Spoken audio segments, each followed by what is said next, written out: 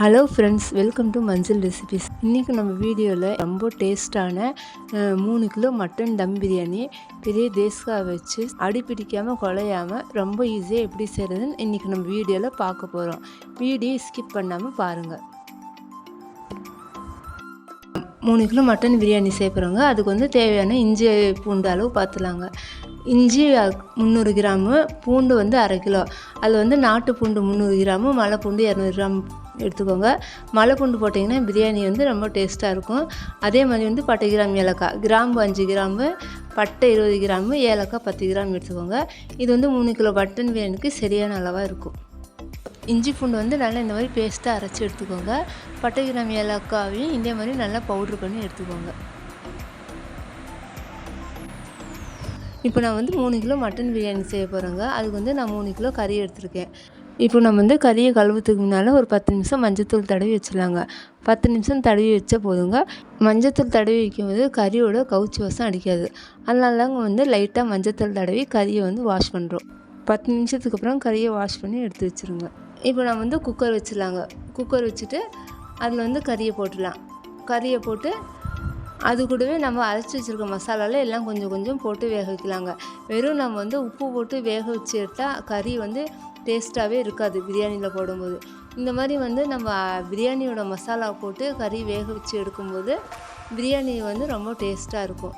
அதனால் நம்ம அரைச்சி வச்சுருக்க மசாலாவில் கொஞ்சம் கொஞ்சமாக போட்டு இப்போ நம்ம வந்து கறியை வேக வைக்க போகிறோம். 2 டேபிள் ஸ்பூன் கல்லுப்பு, நம்ம செஞ்சு வச்சுருக்க பிரியாணி மசாலா பவுடர்லேருந்து 1 tablespoon biryani masala powder, 1 tablespoon மிளகாத்தூள், 5 டேபிள் ஸ்பூன் இஞ்சி பூண்டு பேஸ்ட்டு, இதெல்லாம் போட்டு நல்லா கலந்து விட்டுருங்க. இதில் வந்து நீங்கள் தண்ணியை எக்ஸ்ட்ரா ஊற்ற வேண்டாம்.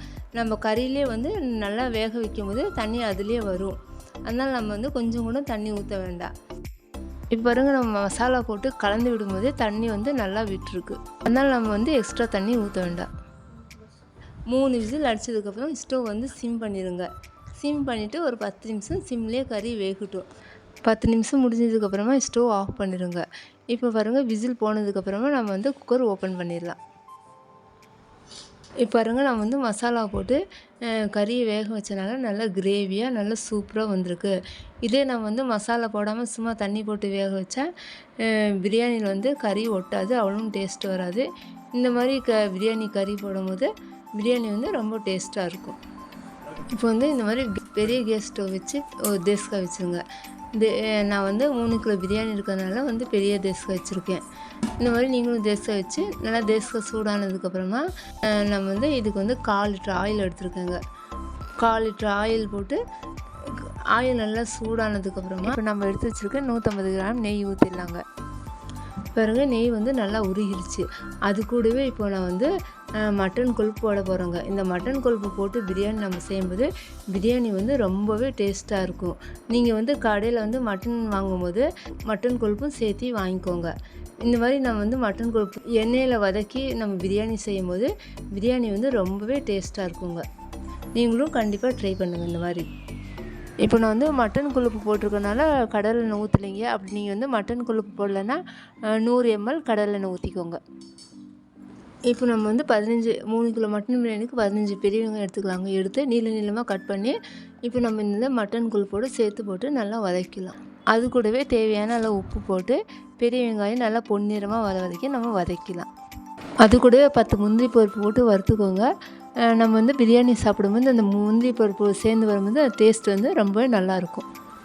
இப்போ நான் வந்து பெரிய வெங்காயம் 15 எடுத்த மாதிரி தக்காளியும் வந்து நல்லா பெரிய பழமாக 15 எடுத்துருக்கேங்க. இந்த 3 கிலோ பிரியாணிக்கு 15 தக்காளி பழம் சரியான அளவாக இருக்கும். இப்போ நான் எடுத்த 15 பழத்தில் வந்து பாதி தக்காளி பழத்தை வந்து சின்ன சின்ன பீஸாக கட் பண்ணி இப்போ நம்ம வந்து வெங்காயத்தோட வதக்கிடலாம். நல்லா தக்காளி வெங்காயம் நல்லா வதங்கினதுக்கப்புறமா நம்ம அரைச்சி வச்சுருக்க இஞ்சி பூண்டு பேஸ்ட்டு, பட்டை, கிராம் தூள் எல்லாம் ஒன்றா கலந்து நம்ம இதில் போட்டு நல்லா வதக்கி விட்டுடலாம். இப்போ நம்ம வந்து இஞ்சி பூண்டு பேஸ்ட்டு மசாலா போட்டு நல்லா வதக்கி விட்டுடலாங்க. அது வந்து நல்லா கிளறிட்டே இருக்கணும். அடி பிடிக்காமல் நல்லா கலந்து விட்டே இருங்க. அந்த இஞ்சி பூண்டு வாசனை போகிற வரைக்கும் நல்லா கலந்து விட்டுட்டே இருங்க.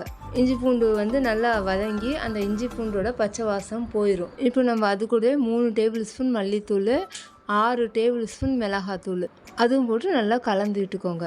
3 கிலோ பிரியாணிக்கு வந்து இந்த மல்லித்தூளும் மிளகாத்தூளும் சரியான அளவாக இருக்குங்க. அப்படி உங்களுக்கு வந்து காரம் வந்து அதிகமாக வேணும்னா கொஞ்சம் காரம் அதிகமாக சேர்த்துக்கோங்க. இல்லை கம்மியாக வேணும்னா கொஞ்சம் மிளகாத்தூள் கம்மியாக போட்டுக்கோங்க. இப்போ வந்து எல்லா மசாலாவும் போட்டு நல்லா வதக்கி விட்டுக்கலாம். இப்போ வதங்கணும். இஞ்சி பூண்டு பேஸ்ட்டு நல்லா வதங்கினதுக்கப்புறமா இப்போ நம்ம வந்து வேக வச்ச கறியும் போட்டு நல்லா வதக்கலாம். ஒரு 2 நிமிஷம் அந்த மசாலாவோடைய கறி போட்டு நல்லா கலந்து விட்டுருங்க. நல்லா கலந்து விட்டதுக்கப்புறமா இப்போ நம்ம வந்து பொடியாக நறுக்கி வச்சுக்க கொத்தமல்லி தலையும் புதினாவும் போட்டுலாங்க. இந்த 3 கிலோ பிரியாணிக்கு வந்து நான் வந்து புதினா 3 கைப்பிடியும் கொத்தமல்லி தழை 2 கைப்பிடியும் எடுத்து பொடியாக நறுக்கி வச்சுருக்காங்க. அது கூடவே 15 பச்சை மிளகா போட்டு நல்லா வதக்கலாம். 1 கிலோவுக்கு வந்து நான் 5 பச்சை மிளகா எடுத்துருக்கேங்க. 3 கிலோ 15 பச்சை மிளகா போட்டுக்கலாம். போட்டு அதையும் போட்டு நம்ம நல்லா வதக்கி விட்டுக்கலாம். இப்போ நம்ம வந்து பிரியாணிக்கு 15 தக்காளியில் வந்து 7 தக்காளி தாங்க போட்டிருக்கோம். மீதி 7 தக்காளி இருக்குல்ல, அந்த தக்காளியும் 1/4 கிலோ சின்ன வெங்காயம், 3 கிலோவுக்கு வந்து 1/4 கிலோ சின்ன வெங்காயம் சரியான அளவாக இருக்குங்க. 1/4 கிலோ சின்ன வெங்காயமும் இந்த நம்ம எடுத்து வச்சுருக்க 7 தக்காளி பழத்தையும் அரைச்சி இந்த மாதிரி பேஸ்ட்டாக அரைச்சி நம்ம போடும்போது பிரியாணி வந்து கொஞ்சம் நல்லா சாஃப்டாக இருக்குங்க. இப்போ பாருங்க, மசாலா வந்து நல்லா கலந்து விட்டுருங்க. அடி பிடிக்காமல் ஒரு 2 நிமிஷம் நல்லா கலந்து விட்டுருங்க. அந்த தக்காளியோட பச்சை வாசம் போய் மசாலாவோட பச்சை வாசம் எல்லாம் போனதுக்கப்புறமா இப்போ நம்ம அது கூடவே 1/4 லிட்டர் தயிர் ஊற்றிக்கலாங்க. 3 கிலோ பிரியாணிக்கு 1/4 லிட்டர் தயிர் சரியான அளவாக இருக்கும். தயிரும் போட்டு நல்லா கலந்து விட்டுருங்க. மசாலாலாம் போட்டு நல்லா கலந்து விட்டதுக்கப்புறமா ஒரு மூடி போட்டு ஒரு 5 நிமிஷம் சிம்மில் வச்சுருங்க. இப்போ பாருங்க, மசாலாவோட பச்சை வாசமெல்லாம் போயிடுச்சு. மசாலாலாம் பச்சை வாசம் போனதுக்கப்புறம் இப்போ நம்ம வந்து தண்ணி ஊற்றிடலாம். 1 கப் அரிசிக்கு 2.5 கப்பு தண்ணி அளவுங்க. இப்போ இருக்க மசாலா மட்டனோட கிரேவி எல்லாம் இருக்குது. அதனால் அந்த மசாலா தண்ணியோடைய கிரேவி தண்ணியெல்லாம் போக 1 கப் அரிசிக்கு 2 கப்பு தண்ணி போடுங்க. நீங்கள் எந்த கப்பில் 3 கிலோ அரிசி அளக்குறீங்களோ அந்த கப்பில் 1 கப்புக்கு 2 கப்பு தண்ணி போடுங்க. சரியான அளவாக இருக்கும். இப்போ வந்து டேஸ்ட்டு பண்ணி பாருங்கள். உங்களுக்கு வந்து உப்பு காரமும் கம்மியாக இருந்துச்சுன்னா உங்களுக்கு தேவையான அளவு போட்டுக்கோங்க. இப்போ நான் வந்து 3 எலுமிச்சைப்பழம் எடுத்து சாறு புழிஞ்சு வச்சுருக்கேன். இப்போ நம்ம அதையும் ஊற்றிடலாம். எலுமிச்சைப்பழ சாறையும் ஊற்றிடலாம். இப்போ பாருங்க, மசாலா தண்ணியெல்லாம் நல்லா கொதிச்சுட்டு வந்துச்சு. கொதிச்சதுக்கப்புறமா இப்போ நம்ம வந்து வடிகட்டின அரிசியை போட்டு கலந்து விட்டுடலாம். இப்போ நான் வந்து இந்த பிரியாணிக்கு புல்லட் அரிசி எடுத்துருக்கேங்க. புல்லட் அரிசியில் நம்ம பிரியாணி செய்யும்போது பிரியாணி வந்து நல்லா நீட்டமாக நல்லா வாசனையாக இருக்குங்க. நம்ம வந்து பிரியாணிக்கு அரிசி வாங்கும்போது எப்போவும் வந்து நல்லா பழைய அரிசி வாங்கணும். இப்போ இந்த அரிசியை நான் வந்து ஒரு 10 நிமிஷம் ஊற வச்சு எடுத்துருக்கேன்.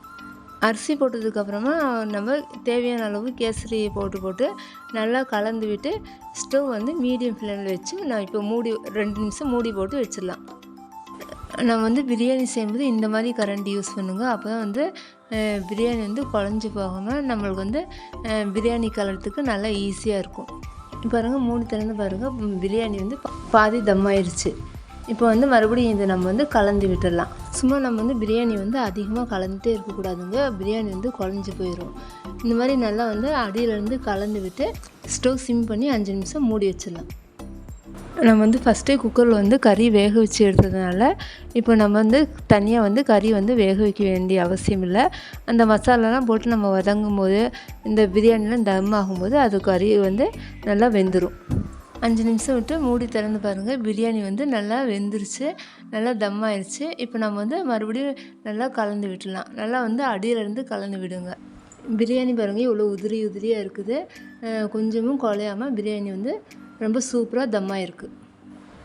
இப்போ வந்து பிரியாணி வந்து கொஞ்சம் லைட்டாக தம் ஆகணுங்க. இதுக்கு வந்து நான் ஃபைனலாக வந்து ஒரு காட்டன் ஈர துணியை வச்சு தம் செய்ய போகிறேங்க.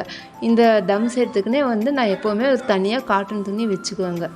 இப்போ நம்ம வந்து நல்லா கிளந்து விட்டதுக்கப்புறமா இது மேலே வந்து கொஞ்சம் நெய் போட்டுலாங்க. நெய் போட்டால் பிரியாணி வந்து நல்லா சாஃப்டாகவும் நல்லா டேஸ்ட்டாகவும் இருக்கும். கொஞ்சம் நெய் போட்டு மறுபடியும் நல்லா ஒரு கலந்து விட்டுட்டு இப்போ மறுபடியும் நம்ம வந்து தம்முக்கு விட்டுலாங்க. தம்முக்கு விடும்போது வந்து தேஸ்காய் எடுத்து ஸ்டவ்க்கு மேலே வந்து ஒரு இரும்பு தவா வச்சுருங்க. பாருங்க, பிரியாணி நல்லா கலந்து விட்டதுக்கப்புறமா தேஸ்காய் மேலே இந்த மாதிரி ஈரத்துணி போட்டுருங்க. ஈரத்துணி போட்டு மூடி போட்டு அது மேலே இந்த ஈரத்துணியை சுற்றி விட்டுட்டு இந்த மாதிரி ஒரு தண்ணி ஊற்றி நல்லா வெயிட்டான குண்டாக வச்சுருங்க. நம்ம இப்படி செய்கிறதுனால பிரியாணி வந்து சீக்கிரமாக தம் ஆயிருங்க. பிரியாணி வந்து நல்லா சாஃப்டாகவும் இருக்கும். நம்ம வந்து ஸ்டவ் வந்து சிம்மில் ஒரு 10 நிமிஷம் வச்சு 10 நிமிஷம் முடிஞ்சதுக்கப்புறமா ஸ்டவ் ஆஃப் பண்ணிடுங்க. இப்போ வந்து 10 நிமிஷம் முடிஞ்சிருச்சுங்க. இப்போ பிரியாணி பார்த்துலாங்க. பாருங்க எவ்வளோ உதிரி உதிரியாக நல்லா வந்திருக்கு. நான் வந்து இரும்பு தவா வச்சனால பிரியாணி வந்து அடி பிடிக்காமல் இருக்குது, குழையாமவும் இருக்குது. இப்போ நம்ம வந்து 3 கிலோ மட்டன் பிரியாணி சூப்பராக செஞ்சாச்சுங்க. இந்த மாதிரி செஞ்சு பாருங்கள். பிரியாணி வந்து ரொம்பவும் டேஸ்ட்டாகவும் நல்லா உதிரி உதிரியாக நல்லா இருக்கும். இனிமேல் நம்ம வந்து நம்ம வீட்டில் சின்ன சின்ன ஃபங்க்ஷனு, நோம்புக்கெல்லாம் நாமளே பிரியாணி செஞ்சிடலாம். நீங்களும் கண்டிப்பாக வீட்டில் வந்து இந்த மாதிரி ட்ரை பண்ணி பாருங்கள். நம்ம வந்து 3 கிலோ மட்டன் பிரியாணி ரொம்ப ஈஸியான முறையில் நிறைய டிப்ஸுகளோட ரொம்ப டேஸ்ட்டான பிரியாணி நம்ம வந்து ரெடி பண்ணிட்டோம். இதே மாதிரி நீங்களும் வீட்டில் ட்ரை பண்ணி பார்த்துட்டு மறக்காமல் மஞ்சள் ரெசிபீஸ்க்கு சப்ஸ்கிரைப் பண்ணுங்கள். தேங்க்யூ.